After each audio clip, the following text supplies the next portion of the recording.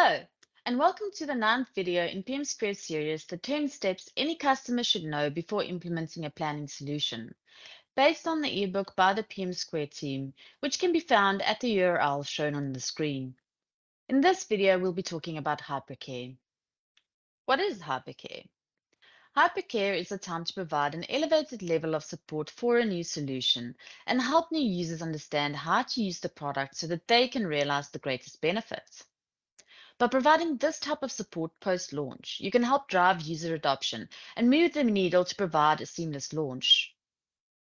Hypercare begins immediately after a successful go-live of a new solution, and typically the support period can last for a few weeks to a few months, depending on the complexity of the solution and the frequency of the cycle in which the solution is used. For example, if the users only utilize the solution for a few days each month during financial close, it may take a couple of cycles before everything is running as anticipated. A team needs to be selected that will be responsible for Hypercare. This team should be a limited subset of the original implementation team that is kept around to address any issues that arise from the use of the solution deployed to production. This team could comprise people from the software vendor, the implementation partner, project managers, and internal subject matter experts involved in the project. The team selected should be able to answer any questions on the spot and put up fires as they come up. Depending on the size of the deployment, the team may want to set up a war room to be a centralized place for developers and project managers to work together with end users as issues arise.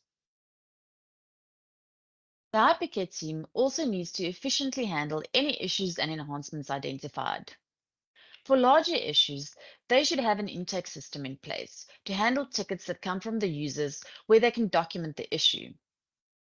Once a fix has been identified, developed, and tested, they can then document and deploy the fix necessary to resolve any defects in the production environment and close the ticket. This feedback loop is very important to the success and longevity of the solution. Hypercare is also the time to prioritize any defects identified during go live that were not deemed critical and start working through the backlog of defects and enhancement requests. Some of the larger enhancement requests may be held off until the sustainment phase, where they can be grouped and deployed as a new release of the solution at a later date. Remember, Hypercare is all about partnering with business users to address any issues as timely as possible. The Hypercare team should be partnering with users to solve and document issues that arise in the solution post-launch. Be sure to fill up the knowledge base with lessons learned during this phase. The initial focus should be to stabilize the production environment and to provide user training. Once the production environment is stable, the focus should shift to ensure users are satisfied with the user experience by addressing any small tweaks that could make using the solution easier. Once the solution is in a good place, you can then move on to the sustainment phase of longer-term ongoing support, maintenance, and enhancements covered in the next video in this series.